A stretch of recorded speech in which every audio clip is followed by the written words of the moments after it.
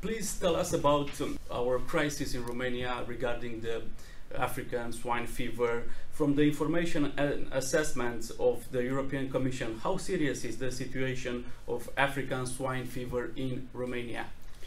You know that, first of all, let me say that first outbreaks in Romania were detected in 2017, but there were small cases in area of, close to borders with Ukraine and Hungary. But of course, we follow situation very close, and we were ready to see what will be next, when will be next outbreak, because it's nothing new, because around Romania, Ukraine and Moldova they have African swine fever. And of course, please bear in mind Romanian specificities, especially Danube region, where you can see very different environmental ground. And of course, these 4 months show that we have very serious outbreak at the moment, very serious, more than 900 cases of outbreaks in backyards and in commercial farms. And now we reacted immediately. We took very strict measures, and we took very strict requirements. And of course it is very difficult time for Romanian authorities, for Romanian people who are staying in those regions. But those 4 months are very critical for all of us. So how do you appreciate, how do you assess the measure taken by the Romanian authorities to prevent and combat African swine fever so far? Frankly speaking, we have very good relationship with Romanian authorities, with veterinary services, official control officials, and of course also we see a lot of efforts at national level and regional level, and all are very worried about situation. We deployed our expert teams. We equipped immediately with laboratory equipment, with all instruments on the ground. And of course also we know that it is big challenge from social point of view, but Romanian authorities, they do their job very seriously.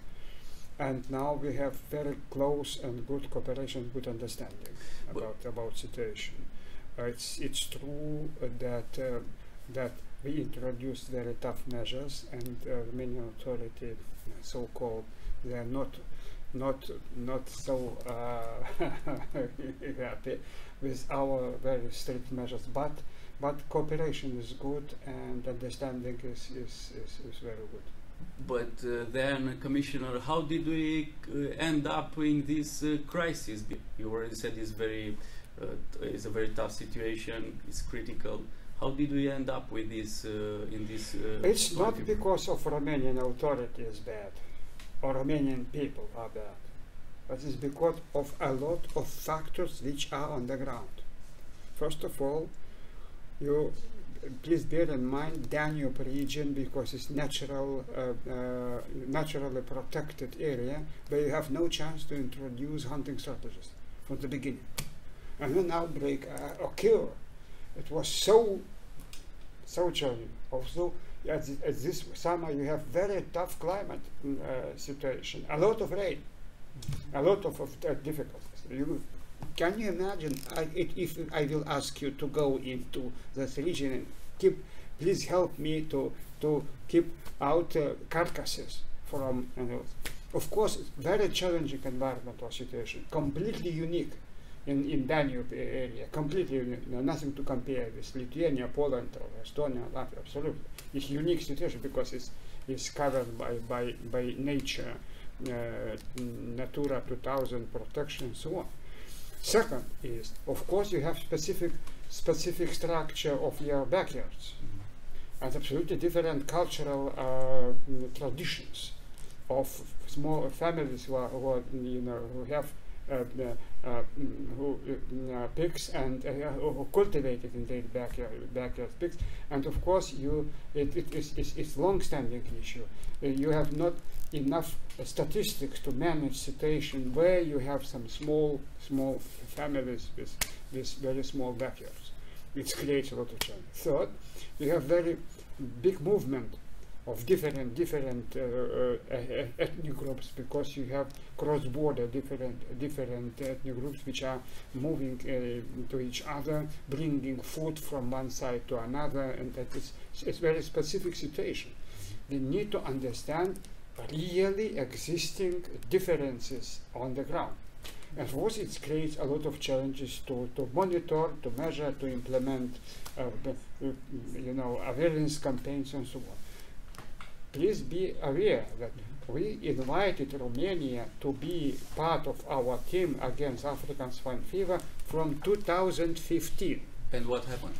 And of course, I think that it helps us today to maintain in such a region, not to see much huger consequences. Nobody knows which will be, if we will not be prepared and trained and develop some passive surveillance measures, teaching your teams to understand, to diagnose and so on. We did it 2 years ago, and I think it helps us to now to see such picture, because nobody knows what will be consequences if Romania will be passive those previous 2 years. But of course, it is as I mentioned, so specific situations create real challenges, and we apply a lot of strict measures compared to countries like Poland, or here we have provided much more aggressive measures against, because we all are worried about consequences. But it is very difficult to compare country by country. It will be a huge mistake, because you see Ukraine is a neighboring country. We worked with Ukraine 3 years, and we do not achieve good results. Yes, but Poland is a neighboring country to Ukraine also. But Polish and Ukrainian neighboring geographic situation is different related to Danube Delta. You can see differences.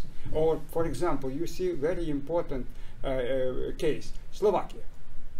But please look, Slovakia was surrounded with high mountains, It helps them also to maintain more safer positions. And you compare Lithuania, Poland, Slovakia, Hungary, and Romania, and you can see differences. Why? Because absolutely different geographic landscape. And for Romania, this Danube Delta, it was disaster.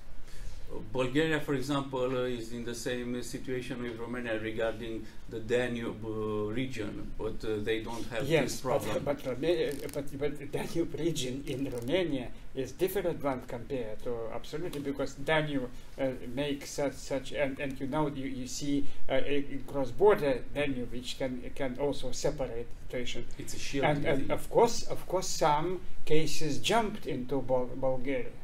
We are very worried about Bulgaria also. Bulgarians authorities were well informed. Now cooperation between Hungary, Romania and Bulgaria is very high on a high level, because we are all together, because I can't separate myself from Romanian authority. I am member of Romanian government. I am member of Bulgarian government. I am member of Hungarian government. I am part of team. Please not separate me from your national authorities. Sure. Because we now are in the same boat, and it's our common goal to maintain situation, to manage, to monitor, and of course. This is why I should ask you, for example, how much money did the European Commission provide to Romania in order to tackle and to prevent the swine fever? A lot. We provided a lot of money. How much? That's, please bear in mind that we have different financial instruments. my financial instruments are dedicated concretely to concrete measures, eliminate infected areas. zones. Yes. And we are paying case by case. We are paying we are financing all issues case by case. 75% of every case are covered by money from emergency, from our emergency budget. Now I can't tell you exactly. It's much more than millions. But also the common agricultural policy. Also, Phil Hogan decided to help Romanian authorities to compensate economic costs, because it's not up to me; it's up to Phil Hogan to discuss together with Romanians. And now they also decided to use money from Rural Development Fund, and we all are very worried. And Commissioner Hogan, Carmen Novella, and me together, and we are monitoring the situation, supporting the Romanian government to manage issues and supporting with financial resources, because for Romanian government is a big challenge. Commissioner, in 2017, in February, if I remember well, the European Commission warned Romania about the potential outbreak of the African swine fever in the country. What measures did Romania take? They implemented all our recommendations at the time. It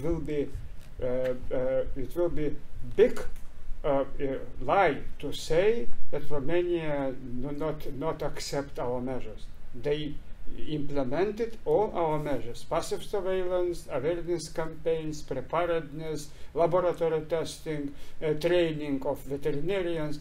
All things were done. But of course, you know, it is very challenging issue, because, as you know, now African swine fever is in China. Can you imagine that, starting from Georgia through whole Russia, it came into China? What can you blame? Russians, Chinese, Georgian, what can we blame? We do not have vaccines. We have only strong biosecurity measures, hunting strategies, awareness campaigns, and monitoring of human factor, fighting against illegal trade and illegal transit. It's so difficult to do it on the ground when you have different factors together. And I am far from tradition to blame something in this case. Romania follows our advices. Romania was always at every high ministerial meeting. Romania's team was on place. We have very detailed discussions about all structures. But of course, you know, it is very difficult to encourage people to understand, because people are not keen to believe that something will happen. If I will tell you, look, my advice is, please vaccinate yourself. Yeah. Are you ready to follow my advice? Personally, yes. Personally. I would do it. But generally? I don't know. Oh yes, it's the same, because it's virus. Nobody knows, nobody sees, and nobody believes. When first two cases were, a lot of people were relaxed.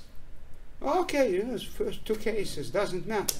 And now when we have so difficult situation, because it comes from different angles in different zones, and then you can see a real challenge. And then now awareness is much different compared to 2017.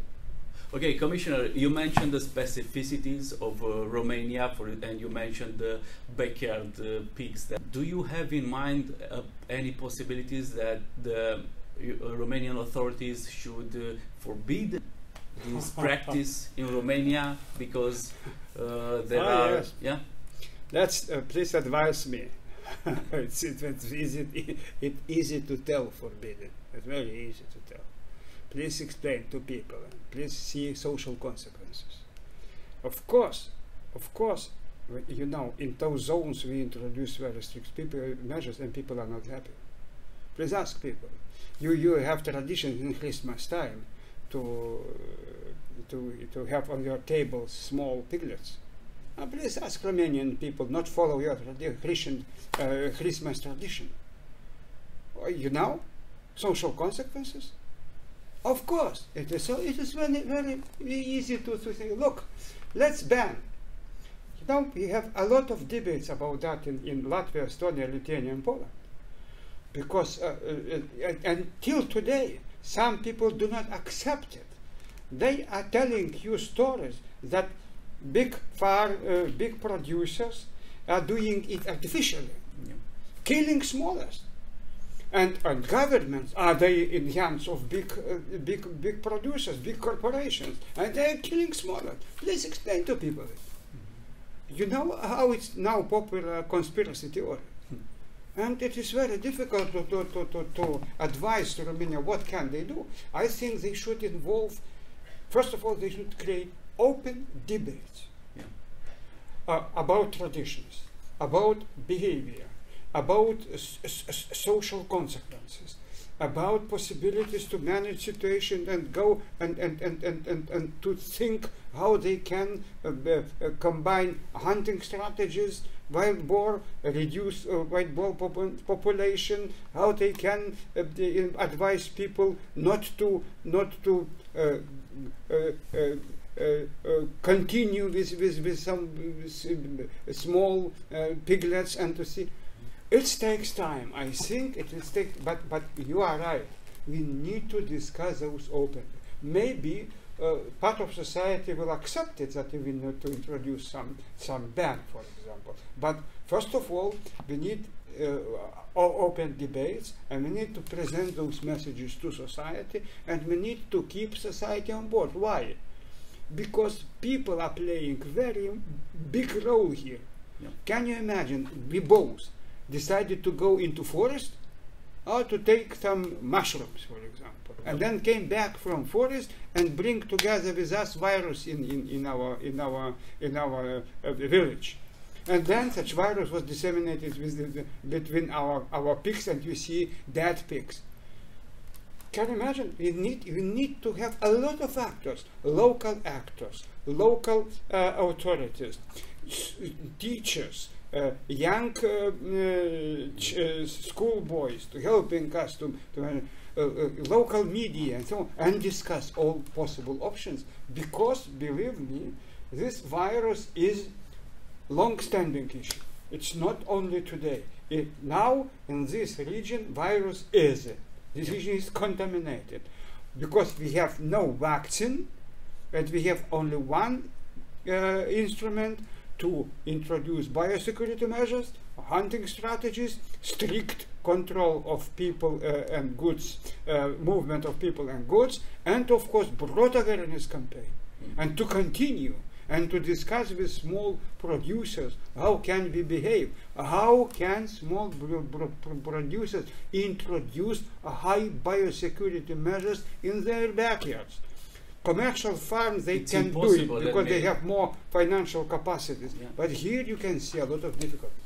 Yes. Commissioner, the Romanian authorities have allocated national funds of about 80 million euros until 2020 to compensate the pig owners at the standard value of 110 kilos per pig, even if the pigs are smaller. Will the European Commission reimburse the costs to the Romanian state, and in what extent? Yes, it is in area of discussion between Commissioner Hogan, because I mentioned it's about economic losses.